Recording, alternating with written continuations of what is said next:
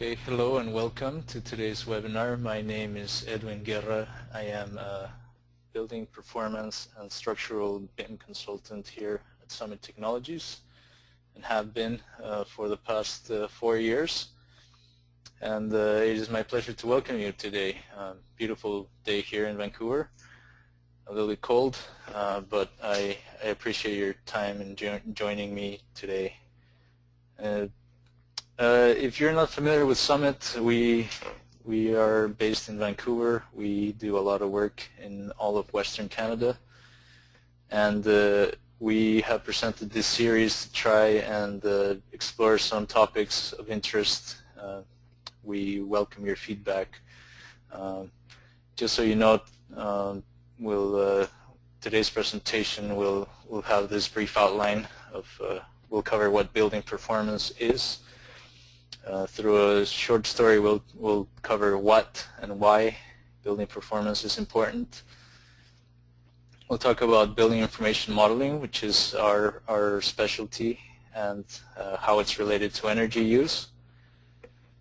Then we will talk about the workflow, which is fairly important to understand when things happen and who does things in building information modeling.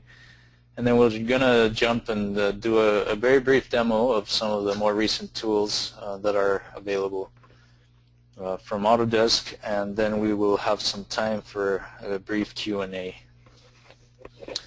At this point, before we get started, I just to get a little bit of feedback and the idea of what our audience is today, we're going to launch a quick poll. If you could just respond, please.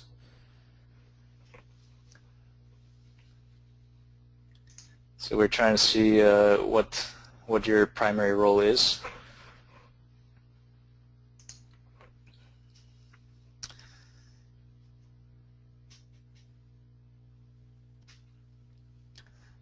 And it looks like most people have voted.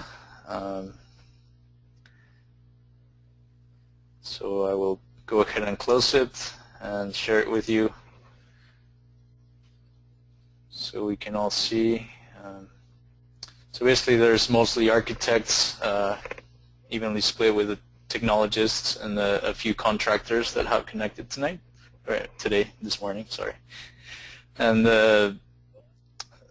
that's good to know. There are no owner-operators. That's obviously unfortunate, but what do we do? Okay, go ahead. Okay, so going into building performance. Building performance is a field that has been around for quite some time, and it is only recently that architects have joined it because it's become much more approachable. But when we think about building performance, I like to think of the places that we work at, or the places that we spend time indoors. It is estimated that we spend on average 90% of our time indoors. And it's important that these spaces are healthy, that they are comfortable, and safe, obviously. So building performance is really about that, the things that we as occupants, building occupants, love or hate about the spaces we spend time in. So we've all been in buildings where it's very uncomfortable during the summer, very uncomfortable during the winter, very uncomfortable all around. And this has impacts in our productivity, in how often people get sick. And there is a lot of interest from building owners and operators these days in trying to optimize, and architects too, obviously, in designing better buildings that can meet the requirements of building occupants and exceed them, make sure that they're productive, that they're healthy. So that is the focus of building performance. On a more hands-on way, we're going to explore through a story what building performance means to primarily policymakers and the industry as a whole from a regulatory perspective. So to do that, we have to look at sort of climate change and that imperative that has risen with the years. And it has basically prompted a lot of governments to take very ambitious targets to reduce those greenhouse gases. So as it is today, most of our energy still comes from fossil fuels as a whole, and thus has a lot of greenhouse gas emissions. So a lot of governments said, we're just going to be the greenest city by 2020, similar to the city of Vancouver or other governments in the world. They basically said that they're going to slash emissions without necessarily knowing exactly what that meant at the time. So what they had to do after they made a promise is basically start looking at where energy is used today. And this is a breakdown from now well, 6 years ago, and it basically splits roughly a third in transportation, and then quite a bit in commercial, institutional, and residential. So if we were to group those two, which are primarily the built environment, we see that we have quite a good chunk to work with. And there are good opportunities in there because most buildings have opportunity for improvement, whether it's through their envelope, through their windows, through equipment in there, to give us some very good savings in energy. Transportation, again, it's somewhat limited what can be done, right? There's limits in the technology, there's limits in just the physics of moving things. Industrial, similarly. Improvements are happening in all of these areas, but residential, commercial, institutional are inherently a very, very attractive way of slashing energy use for governments. So from there, then you say, okay, well, how is energy used in buildings? And this is fairly generic. We would expect this to be fairly different depending on where we are located. So if it's a cold climate, as we have primarily here in Canada, a good chunk of the energy in, say, an office building may be used for heating, and then a very high percentage also be used for lighting. Equipment is also significant. Water heating and other uses, cooling during the summer might be necessary too. So this is the realm of what designers are interested in. We have mostly architects and contractors and technologists today. So we are interested in how we can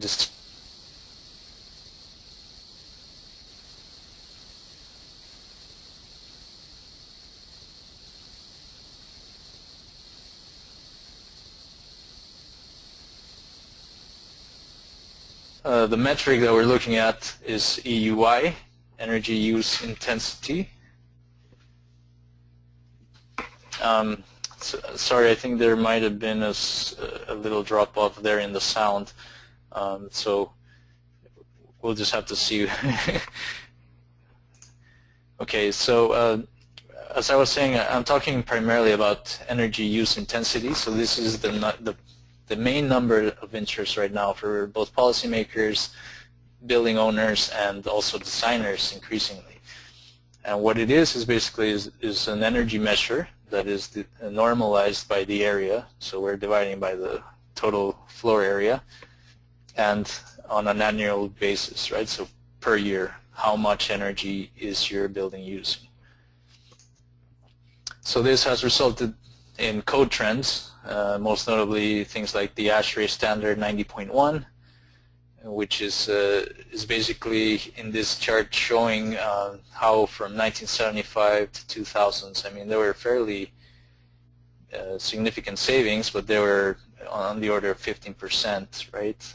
And what we're seeing now is an acceleration in those standards towards basically net zero. The energy standards are becoming more and more stringent through the years. And as we continue doing this, we're trying to slash as much energy as possible. So we can expect the ASHRAE standards to become ever more stringent through the years. And that means that to be code compliant, we have to create more energy efficient buildings. So the other way that this is trickling down is into things like the Energy Star portfolio manager. So there's increasing pressures to disclose how much energy is being used by buildings, whether it's an office, a hospital. Some cities are implementing mandatory disclosure that's saying basically if you have a building above a certain area, you are legally required to disclose publicly how much energy you're using on an annual basis. So places like New York, Washington, D.C., notable examples, San Francisco, Seattle. And we can expect with time that that will trickle to Canada too. So at this point I'll just say that we also run a blog, and I will put these two documents that I have here on the screen. So these are two very good documents if you're an architect or if you're an owner or manager. So look out for a blog post basically that will contain these two links. The one for owners and managers talks about RFPs and how the services are sought out and things to look out for. The architect's guide is more holistic about the workflows and the different DUI measures that can be created. And this quote that I have up here is basically from an architect magazine from a couple of years ago that basically is quoted saying, when codes and regulations start to require this in a robust way, we're all going to learn really fast and out of necessity. So I congratulate you for connecting today, because you're taking an initiative and that you're trying to stay ahead of the game. So energy modeling is basically how we come up with that number, that energy use intensity. And it can happen at the design stage, it can happen at the construction stage, part of a commissioning process, retro commissioning, or it can happen afterwards for a building owner who has a large portfolio and is trying to see opportunities for slashing their energy use, and in so doing taking advantage of incentives that may be out there from the government and slashing their annual operating costs. And energy modeling is not easy because it requires inherently a lot of different heat transfer mechanisms, some of which are illustrated here. There's radiation from equipment inside, there's radiation from the sun coming through windows, there's heat loss through the windows at the same time, there's or heat gains depending on the season, through the walls, through the floor. There's convection within each space. If we have large atriums, it really becomes complex very quickly. So the challenge throughout the years has been to provide designers tools that are usable very early on so that they can make the right decisions. So the old way of working is fairly linear. A designer would create a model, ideally, of a building. Then they might share that with someone like a lead consultant and say, well, here's the PDF set, because that's what the lead consultant is comfortable with. They don't have a Revit license. They're not quite sure how to work that tool. And then the lead consultant would coordinate with an energy modeler, including the energy modeler would also probably talk to a mechanical engineer to get information to generate then again from scratch another model. And even in today's world, this happens, right? Even if there is a Revit model, that's not necessarily used by the energy modeler. On very select occasions that happens. And what that results in is in a duplication of effort, because the energy modeler has to start from scratch. It happens late in the game, right? So after all the design decisions have been made, and that results in a poorer performing building, and it's prone to error. So the new way of working, the one that we have been pushing here at Summit for quite some years, is to use building information modeling, right? And that doesn't mean that we just have one model.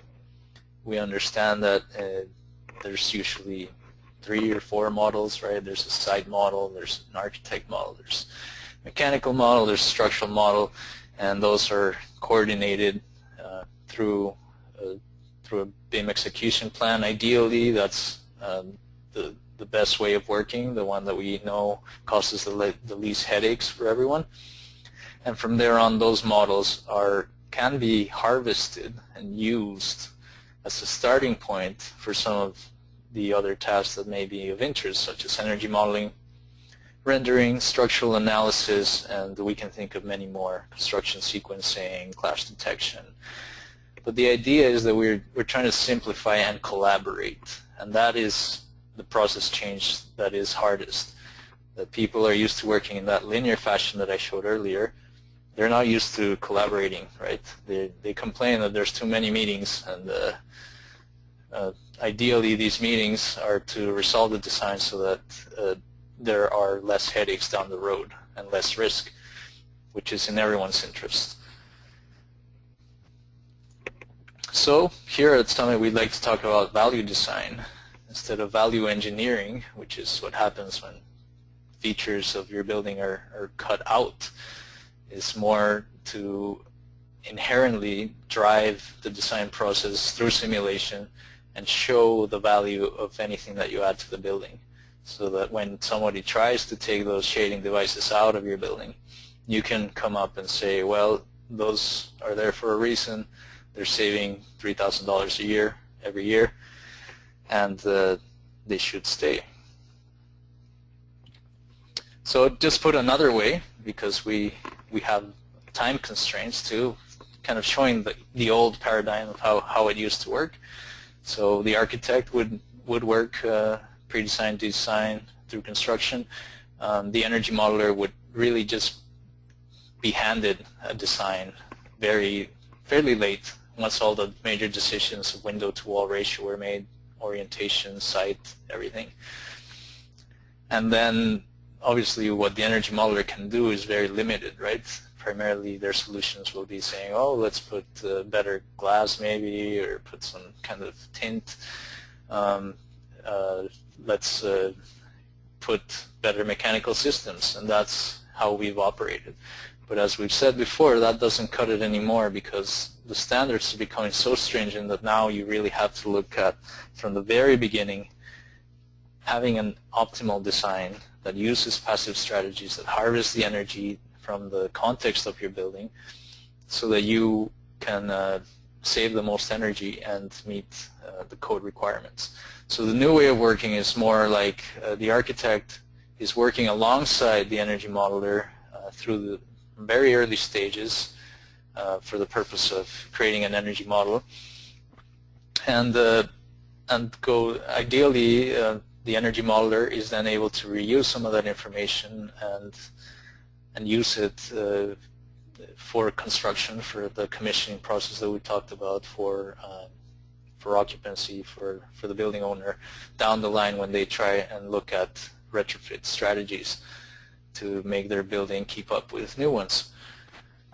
So this is a chart that's sometimes shown. Sometimes it's shown, well, most of the time it's shown both in one chart, even though the axes are a little different. So the idea is that energy modeling should happen throughout, from the very beginning, early, because when it's early we have the most effect. We're able to say, okay, we want this percentage of glazing for this facade because we can save energy, as opposed to this other facade where we're going to try to use the minimum amount of glass. So those changes are very easy to make very early on, but as the design is narrowing down and construction documents have been created, it becomes extremely difficult to change those down the line, closer to construction. So the cost of making design changes also increases later on. So by doing this pre-work, we're adding value to a project, and it's in everyone's interest. So the things that designers have control over, things like the size of a building, to some degree. Realistically, the program dictates that, and the architect may be able to offer some flexibility of space so that it's used optimally. Shape of a building is something that's very important. Depending on your climate, you can use it to your advantage. There are places where gets very warm during the summer, you can use self-shading strategies by playing with the shape of your building. You can orient your building differently. That's not always a possibility, but if you're working on a large campus project for a university or something like that, it might be a possibility. Envelope improvements are fairly easy, and the interest there for a designer is to know exactly how much that is affecting the operating cost of the building, so they can make a financial argument. Similarly with window to wall ratio, that one gets a little trickier because we have to look at the daylight